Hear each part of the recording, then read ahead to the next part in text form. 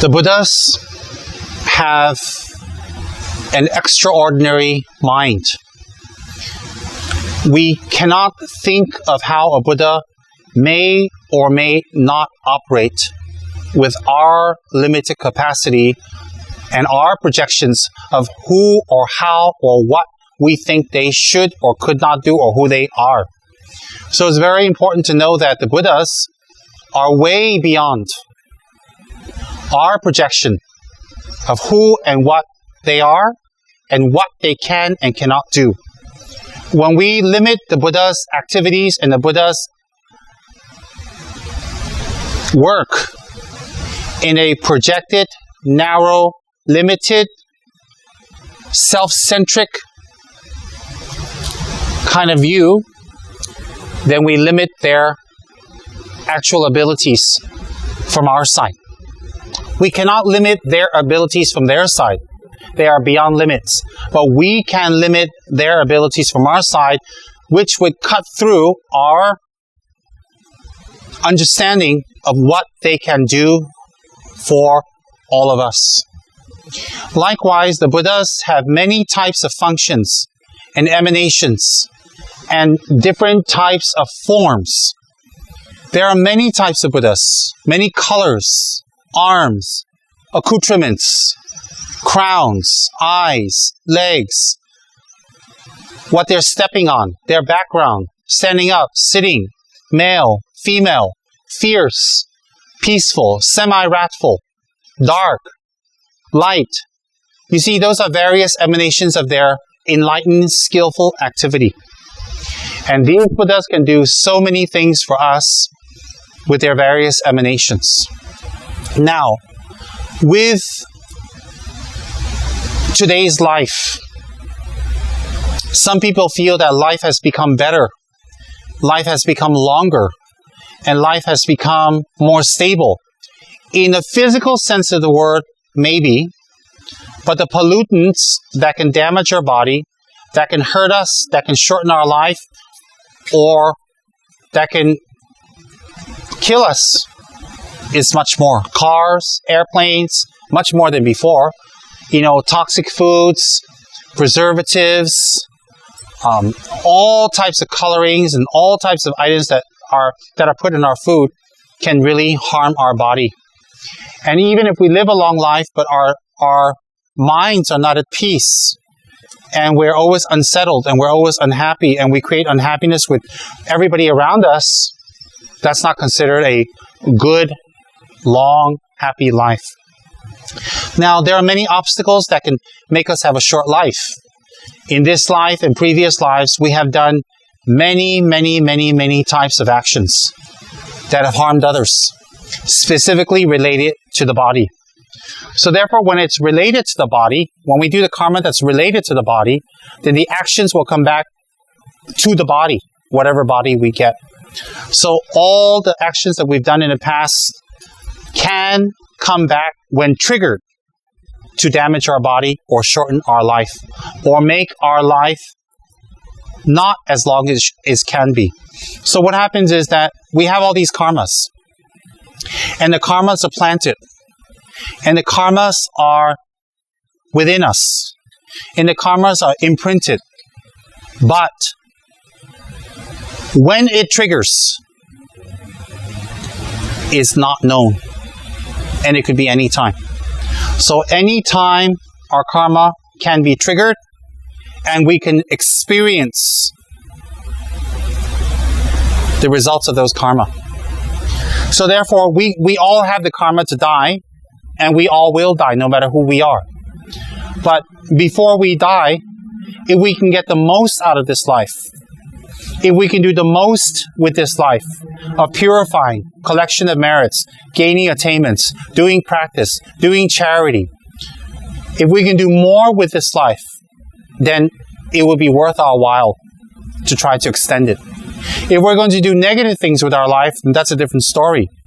But if we're going to do positive things with our life, it's important that we make our life as long as possible so we can bring benefit to others. What am I saying? That people who don't do good things should die early? No, that's not what I'm saying.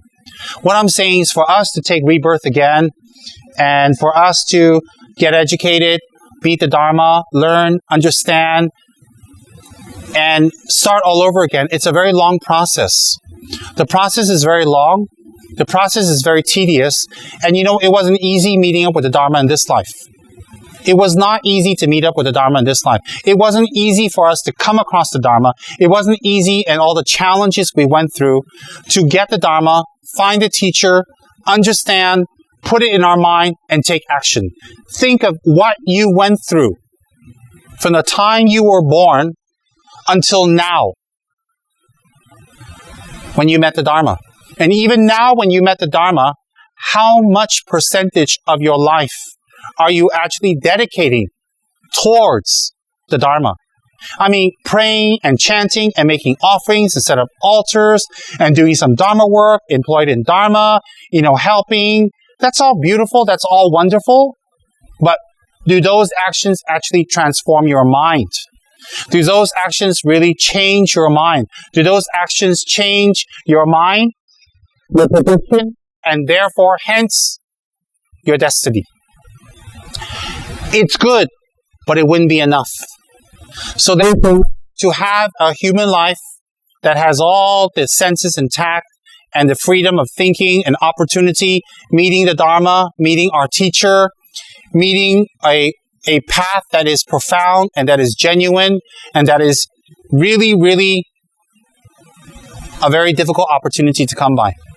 So when we believe that if you meet your teacher, you meet the Dharma, you meet the Buddha's teachings, and you come across a center, you come across Dharma brothers and sisters, and everybody's genuine, and your teacher's genuine, and your aspirations are genuine, we feel, according to the Lamrim, that it is as if a turtle, blind, came up once in the great ocean and put his blind-headed head through the yoke that was spinning constantly. That's the chance of someone meeting the Dharma in its perfect condition. If you say, I want to meet a boyfriend, I want to meet a girlfriend, I want to have fun, I want to eat, look, that's like in the ocean you have 100 million yokes and floating around, and a turtle can see, and they float up every day, and the chance for the head to go through that yoke is very easy, very simple. So my point is that for us to put our head through the yoke in a great ocean of samsara, and to put our head through the yoke, that blind turtle is very lucky. Hence, to increase our life, to do more Dharma, to gain attainments, to increase our life in order to control our life, and control our death, and control our future lives, is worth it. Hence, there are special practices, such as Je, Tse, Zinma. There are special practices such as Amitayas, Namgyalma, White Hiruka, Yellow Yamataka, and so on and so on, that do these practices well, you will purify the karma for accidental death, premature death, or death caused by your environment around you. And in some cases, through the collection of merits, it can even increase your life. Now, during a long life initiation of Lama Tsongkhapa, such as Jetsen Zinma, or Amitayas, or Namgyalma, or any of these practices, when we take these initiations, we must make sure of our gurus. We must be sure of our teachers. We must be sure of who we're taking the initiation from. We don't say, oh, it's a big initiation, it's a big teacher, he's got a big name, he sits on a big throne, and guess what? Let's just go and take the initiation, and then later, through our wrong projections, through our wrong views, through people's gossip, we say, oh, that's not a good teacher, that's not a nice teacher, I don't like this teacher, goodbye, see you later. Then you know what? Whatever initiations you've taken from that teacher, it just goes down the tube. So before you take any initiation, long life or whatnot, you should make sure of your teacher. You should check your teacher. And likewise, the teacher must check you.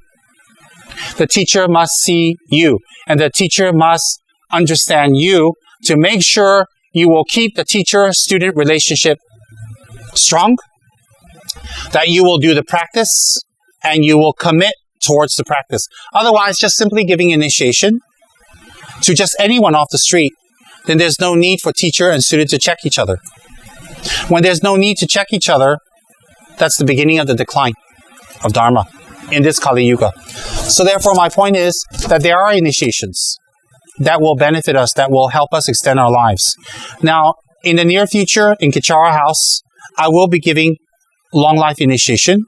I am not saying to you that I am qualified to give, or that I am so attained, or I'm so wonderful, but I have received these initiations from my teacher, who are qualified, who are blessed, and who are without mistake. And so when they pass the initiation to me, and I receive their initiation from them, and receive their permission to give it to others, then on the basis of their permission, I feel I can pass down the blessings of the lineage Lama, my gurus and their gurus, down to everyone else through these initiations. So I will be selecting some students who I feel will benefit, that it will help them extend their lives for this initiation. Which initiation, I'm not sure yet. I'm thinking between Je Tetsenma and Amitayas. So I'm not sure which one yet. I don't know which initiation I want to give yet, because they're both very effective, but I want to give the one that's simpler to everyone for obvious reasons, because I don't want this long life initiation practice to be your main practice. I want it to be a subsidiary practice, a practice that you do on the side to support your main practice. So what happens is Amitayas and Jetsinzima both are very effective. During the initiation, you will take body, speech, and mind, initiation of the deity. You will also receive long life pill to eat and a long life nectar to drink.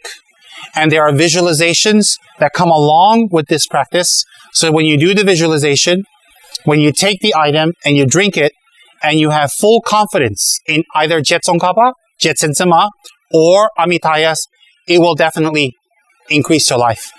And once the propensity to increase your life is planted in your mind stream, if you do the practice every single day, sadhana or mantra or offerings, it will generate the merit specifically to increase your life. So if you're very sick, if you have a very serious disease, you can use this as part of the healing process, so that whatever you do, checkups, medication, medical procedures, it will become more effective. Why? Medical procedures is a method to help you, but it is an extension of whether your karma can be stopped or not. If your karma cannot be stopped, your medical procedure will not be effective. Similarly, if you do these practices and you remove the causes for early death or sudden death or premature death, then when you do these medical practices, the medical practices will be even more effective. All right? So this practice is not a substitute for medical attention if we're very sick, but it will help you in backing up your medical process. So therefore, there are people in the center who are ill. There are people in the center who are elderly and senior. There are people in the center who are not well. And I would very much like to gather them together to give them this initiation. And my motivation is for their sickness to become healed and their life to be extended. So during the initiation, you get body, speech, and mind initiations. You receive the initiation of the nectar pill, the long life pill, and the initiation of the long life dutsi or nectar. And then during the initiation, you have to take the bodhisattva vows. Then you also have to take a vow of being loyal and very firm and very faithful towards your guru, because it is the basis of your guru that gave you the initiation. So hence, if during the practice you have total commitment and loyalty to your guru, you will have results from the initiation. All right? I will make an announcement soon to those people who will be attending the initiation. And the commitment is this. For Lama Tsongkhapa and Amitayas, either one, all right, one day before the initiation, no alcohol, no meat, no eggs, no garlic, no onion. If you can avoid, it's very, very good. And also when you come for the initiation, make sure your body is very clean. You've washed, make sure your clothes is clean, and you dress very simple.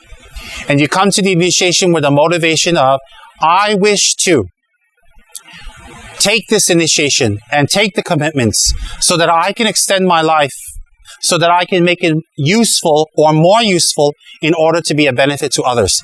Therefore, I wish to take this initiation. I wish to take on this practice.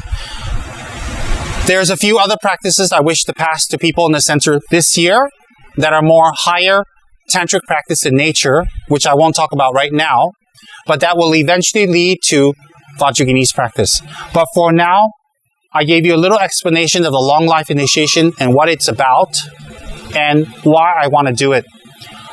After the initiation, you may or may not have an image of the deity. You may or may not set up an altar. It's up to you. But what's important is, if you can, lessen and stop eating meat after the initiation. This is not a requirement. But in lower tantra, it is a suggestion that if we can avoid these, it'll be very, very good. And after the initiation, to have very strong trust and reliance and relationship with your teacher. Your relationship with your teacher must be very good. And then the effect of the initiation will be even more powerful as time goes on. And on top of that, after the initiation, you may or may not recite the mantra and do the sadhana. That will be up to you. I will not make it a commitment. But I will suggest during the initiation to do the mantra and the sadhana. And if you're very ill, it would be very good to do the sadhana completely every single day. Now, before the initiation, you don't think, oh, well, after the initiation, I'll be goody, goody, goody. After the initiation, I'll be nice. After the initiation, I'll be pure. I won't lie. I won't steal. I'll do my work well. No. You see, you need to train yourself before initiation to be qualified for it. If after the initiation, and you're not qualified, you'll break your commitments. You'll break your words of honor. You'll break your tantric commitments. You'll break your promise. You'll break your bodhisattva vows. What's the point? For example, if you're not supposed to lie, and you start now stopping yourself from lying, then by the time you receive the initiation, you don't lie. Then when you take the commitments, you don't lie. It's very easy to hold the vows. It's very easy to receive the results of the initiation. If you say, oh, well, I'm going to lie until I receive the initiation, and right after that, I'm going to stop, the chances are hard. It's like going cold turkey. It's like stopping drinking or smoking. Cold turkey, very hard. And the habits might come back. So not doing negative actions is a gradual process. It's a re-education. It's a review of what is good and bad for us. So therefore, how do you prepare for the initiation? You prepare for the initiation by psychologically taking on the vows of the bodhisattva vows, meaning you don't actually do it. Psychologically, you look over the bodhisattva vows, you review it. We have it in the center, and you start familiarizing yourself with it. All right? That would be very, very important. After the initiation, when you receive it, for it to be very effective, and it will be very effective if you do it. Keep your commitments. Very, very important. Now, that's what I wanted to share tonight on taking long life deity as a practice. Along with that, if someone is suffering severe illness, someone is suffering signs of death like dreams and all that, along with that, what's very important is we also create as many statues as we can to share with others. Creating Buddha statues purifies the karma of our body. If we can afford it, we can make tsatsas. In KSA, Kichara Saraswati Arts Department, you can go there and commission and pay for clay and all that. They'll teach you how to make tsatsas. Before you do the tsatsa, you do the king of prayers. You make sure your hands are clean. You do a good motivation that you purify your negative body karma, and then you make tsatsas. When you finish with the tsatsas, you make a dedication with the king of prayers again. Along with that, release life. Release fish, birds, animals. Don't eat meat. release life as much as possible after that. Along with that, one can make circumambulations. Along with your long life practices, one could do prostrations, full length. Learn how to do the prostrations well. Prostrations is one of the most powerful ways to purify one's body karma. So do the prostrations well to support your long life practices. Along with that, help charities that help sick people, that help hungry people. And Cancer Rinpoche told me last time, build roads. Of course, we can't build roads, but in Tibet, that's what they did to increase life. So therefore, these are things you can do. These are things you can do. And you can also do Amitaya's practice or Je Tsenzima's practice, Tsongkhapa's long life practice. Je Tsenziма is Tsongkhapa's long life practice. You can even do it and dedicate it to a loved one, to someone that you care about, somebody you're worried about. You can do these practices for them, whether they believe it or not. So hence, tonight I talked about long life practices and what you should do together with it. If you want to go a higher level, then according to the tantric texts, such as the 50 verses of Guru Devotion by Ashvaghosha, if we clean our Guru's abode, if we wash our Guru's clothes, if we wash our Guru's room, house, living area, yard, if we take care of our Guru and we believe him to be Vajrasattva, we believe him to be the tantric deity, Amitayas or Lama Tsongkhapa, doesn't matter, and we have that firm visualization, then very clear signs can come from doing that kind of service. So one of the most powerful ways to purify our karma, according to our tradition, is cleaning the abode or the body or the possessions of one's teacher with the right motivation. Therefore, people who work in the lajang or who have the can go and work in the lajang. Example, last time I used to work in my teacher's lajang. I used to cut the grass, I used to wash the clothes, I used to clean and sweep, and I did this for years. And I did it not for payment. I didn't do it as a job. I didn't do it to get something back. I did it because it's my Guru's abode, and I visualized my Guru is Hiruka, and I would go and clean his abode in order to purify my own physical karma. Why? Cleaning a place means removing dirt. When you're removing dirt from a place that you consider sanctified, such as your Guru's abode, then you create the karma to remove the dirt from yourself, from your body, from your speech, from your mind. So cleaning the Guru's abode, taking care of the teacher, taking care of the master, if you have that chance, is a wonderful way of purifying one's negative karma. One should never see that as dharma work. If one sees that as work, then the merit factor is gone. That means if you are going to clean your teacher's house, you're going to clean your teacher's yard, and you say, oh, it's work, you do it. No, I can't do it. You do it. Oh, no, I'm too tired. If you start talking like that and you degrade the work down to work, then it becomes just work. It becomes just a salary. It becomes just exercise. But if you do it wholeheartedly, with faith, with confidence, with sanctity, with respect, then cleaning your Guru's abode becomes a very powerful dharma practice. All right? I'm not telling you all to go and clean your Guru's houses. I'm just explaining to you how these practices exist, especially in the tantric path. Okay? So, I'll play this video in the center, and for my students and friends, and for people who are far away, you can also learn from this in relations to your teacher. Good night and thank you.